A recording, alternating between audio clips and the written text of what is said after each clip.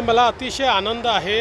निकालाचे जे कल आहेत ते अतिशय उत्साहवर्धन करणारे आहेत आणि मोदीजींच्या नेतृत्वावर विश्वास दाखवणारे आहेत। तथापि या संदर्भातली सगळी प्रतिक्रिया देण्याकरता अजून वेळ आहे।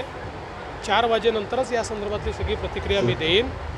पण मला असं वाटतं की आत्ता जे काही आम्ही बघतो आहोत ते अतिशय उत्साहवर्धक कल आहे। जम्मू काश्मीरमधले जे निकाल लागत आहेत त्याच्यामध्ये म्हणतात की 370 रद्द करून देखील कुठलाही फायदा भाजपला आणि पक्षाला होत नाही। 370 कलम हे भारतीय जनता पक्षाने स्वतःच्या फायद्याकरता रद्द केलेलं नाही, भारताच्या फायद्याकरता रद्द केलेलं आहे। एकसंघ भारत निर्माण केलेला आहे आणि जम्मू काश्मीरच्या निवडणुकीमुळे एक गोष्ट सिद्ध झालेली आहे की लोकशाही आमच्या देशामध्ये किती मजबूत आहे।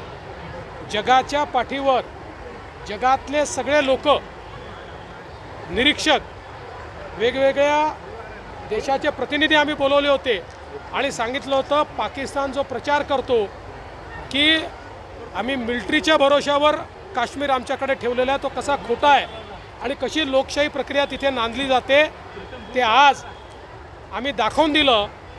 त्या ठिकाणी इलेक्शनही घेतलं, प्रचंड मतदानही झालं आणि शांतपणे पूर्ण प्रक्रिया त्या ठिकाणची पूर्ण झालेली आहे।